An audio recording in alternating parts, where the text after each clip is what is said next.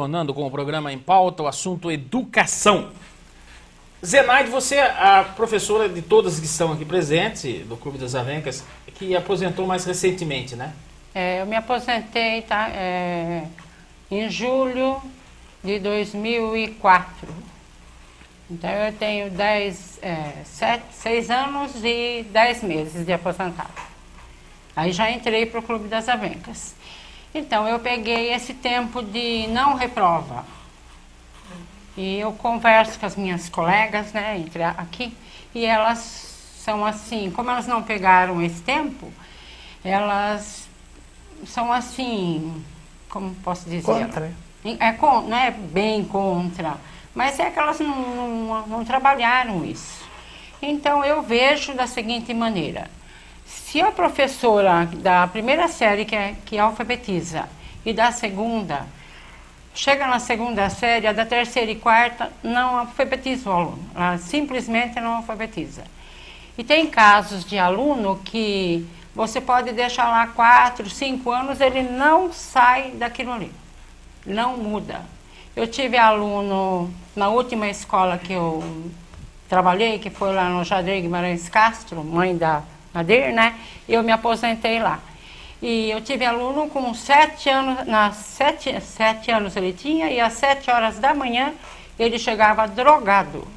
Nossa. Então foi muito difícil trabalhar com ele. Eu conseguia trabalhar o dia a dia porque na casa dele era essa droga, era esse tipo de vida. E como eu levava a bolacha recheada, então eu levava assim das mais caras, né, para chamar atenção.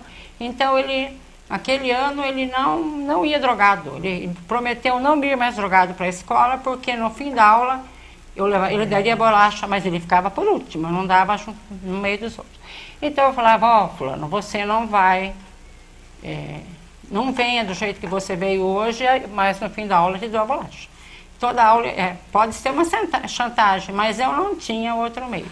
Porque eu vejo assim, esse aluno, por exemplo, ele não se alfabetizou, porque ele veio na segunda série, ele foi acompanhando, e ele simplesmente, a vida que ele tinha lá na casa dele, ele tentava passar para as outras crianças. O estudo para ele não interessava. Agora, eu acho que tem casos que, vamos dizer, não desfazendo das professoras, mas teria que ser uma sequência. A primeira alfabetiza. Se não conseguiu os 100%, que seja 70%, 80%, a da segunda tem que fazer um trabalho igual ao da primeira série, para conseguir alfabetizar esses alunos. Agora isso, eu falo há 7 anos atrás, né, que hoje é muito pior. Muito pior. Muito. É a falta de verba, né, que o professor, eu não sei se para os nossos governantes interessa que o futuro da nação seja menos informado. Nessa linha a gente pode colocar o depoimento da professora Amanda Gurgel. Ela é do Rio Grande do Norte, ela vem sendo entrevistada por vários emissores de televisão, inclusive o depoimento dela foi na Assembleia Legislativa lá do Rio Grande do Norte. E vamos acompanhar, e depois eu gostaria de uma análise de vocês sobre a questão que ela aborda da educação. Mas também como as pessoas apresentam muitos números, e como sempre colocam, os números são irrefutáveis, eu gostaria também de apresentar um número para iniciar a minha fala, que é um número composto por 3 algarismos apenas, bem diferente dos outros números que são apresentados aqui com tantos algarismos, que é o número do meu salário, não é? Um 9, um 3 e um 0. Meu salário base, R$930. E aí eu gostaria de fazer uma pergunta a todas e todos que estão aqui, sim, nível superior, com especialização. Se vocês conseguiriam, mas também respondam só se não ficarem constrangidos, obviamente. Se vocês conseguiriam sobreviver ou manter o padrão de vida que vocês mantêm com este salário. Não conseguiriam. Certamente, esse salário ele não é suficiente para pagar nem a indumentária, né, que os senhores e as senhoras utilizam para poder frequentar esta casa aqui. Não é? Então, assim, A minha fala não poderia partir de um ponto diferente desse, porque só quem está em sala de aula, só quem está pegando 3 ônibus por dia para poder chegar ao seu local de trabalho, um ônibus precário, inclusive, é que pode falar com propriedade sobre isso. Fora isso, qualquer colocação que seja feita aqui, qualquer consideração que seja feita aqui, é apenas para mascarar uma verdade, que é uma verdade visível a todo mundo, que é o fato de que, em nenhum governo, em nenhum momento que nós tivemos no nosso estado, na nossa cidade, no nosso país, a educação foi uma prioridade. Em nenhum momento. Certo? Então, assim, me preocupa muitíssimo a fala da maioria aqui, inclusive da secretária Betânia Ramalho, com todo respeito, que é, não vamos falar da situação precária, porque isso todo mundo já sabe. Como assim não vamos falar da situação precária? Gente, nós estamos banalizando isso daí. Estamos aceitando a condição precária da educação como uma fatalidade. Estão me colocando dentro de uma sala de aula com um giz e um quadro para salvar o Brasil, é isso. Salas de aulas superlotadas, com os alunos entrando a cada momento com uma carteira na cabeça, porque não tem carteiras nas salas. Sou eu a redentora do país? Não posso, não tenho condições. Muito menos com o salário que eu recebo. Tá certo? A secretária disse ainda que nós não podemos ser imediatistas, ver apenas a condição imediata, precisamos pensar a longo prazo, mas a minha necessidade de alimentação é imediata. A minha necessidade de transporte é imediata. A necessidade de Jéssica de ter uma educação de qualidade é imediata, certo? Então, eu gostaria de pedir aos senhores, inclusive, que se libertem dessa concepção errônea, extremamente equivocada, isso eu digo com propriedade, porque sou eu que estou lá, inclusive, além, propriedade maior até do que os grandes estudiosos, parem de associar a qualidade de educação com professor dentro de sala de aula. Parem de associar isso daí. Porque não tem como você ter qualidade em educação com professores 3 horários em sala de aula. Certo? Porque é assim que os professores multiplicam os 930. 930 de manhã, 930 à tarde, 930 à noite, para poder sobreviver. Não é para andar com bolsa de marca, nem para usar perfume francês. Certo? É para ter condição de pagar a alimentação dos seus filhos. É para ter condição de pagar uma prestação de um carro, que muitas vezes eles compram, para poder se locomover mais rapidamente entre uma escola e outra, e que eles precisam escolher o dia em que vão andar de carro, porque não tem condição de comprar o combustível. Tá certo? Então, a realidade nossa, o cenário da educação no Rio Grande do Norte hoje é esse.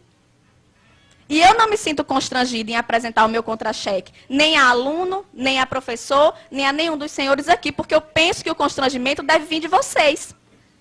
Sinto muito, eu lamento, mas deveriam todos estar constrangidos, entende? Então, assim, entra governo e sai governo, e eu peço desculpa mais uma vez, Betânia, mas não tem novidade na sua fala. Sempre o que se solicita da gente é paciência. É tolerância. E eu tenho colegas que estão aguardando pacientemente há 15 anos, há 20 anos, por uma promoção horizontal. Professores que morrem e não recebem uma promoção. Então, eu quero pedir à secretária, em primeiro lugar, paciência também, porque nós não aguentamos mais esse discurso. Não aguentamos. O que nós queremos é objetividade. Como é que é? Queremos sair desse impasse? Queremos. Mas como? Tá aí, depoimento da professora Amanda Gurgel, que teve coragem de enfrentar a elite dominante e fazer esse depoimento importante. Eu acho que a educação nesse nosso país não é encarada como deveria ser. Ele deixa uma série de encargos que o governo se liberta quando a educação é respeitada. Então, é primordial que o governo dê valor à educação. Nós nunca fomos valorizados. Hoje, então, nós temos um salário irrisório, nós, do Estado de São Paulo, fomos traídos por um governador, porque quando nós nos aposentamos, nós não temos fundo de garantia e muita gente não sabe disso. A maioria do povo não sabe que o professor, o funcionário público, não tem fundo de garantia. Nós tínhamos uma garantia de quando nós aposentávamos, nós continuávamos com o mesmo salário. A partir de um certo governo, o salário do aposentado foi diminuindo, caindo, nós não tínhamos mais o mesmo aumento que tinha o pessoal que estava na ativa. Hoje nós ganhamos muito menos do que deveríamos ganhar se estivéssemos acompanhando o pessoal da ativa. Inventaram uma tal de gratificação, que tem muita gente que está aí capengando, não aguentando trabalhar, mas não para porque vai perder a gratificação. Porque a gratificação não é incorporada ao salário. Então eu acho que a desvalorização do magistério é a principal coisa dessa decadência de educação, principalmente no nosso estado. Ok, nós vamos encerrando o nosso primeiro programa, que nós estamos abordando sobre educação. Na próxima terça-feira, estou convidando já os senhores para voltar aqui, vamos continuar falando, porque é um assunto que merece ser cuidado e muito bem cuidado, a educação.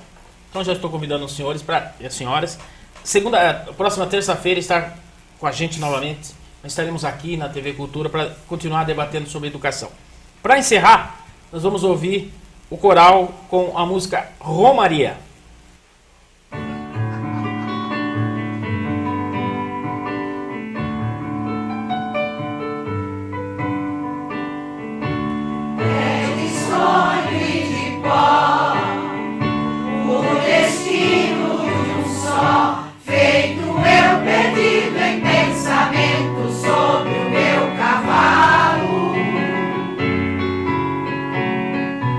É de laço e de nó.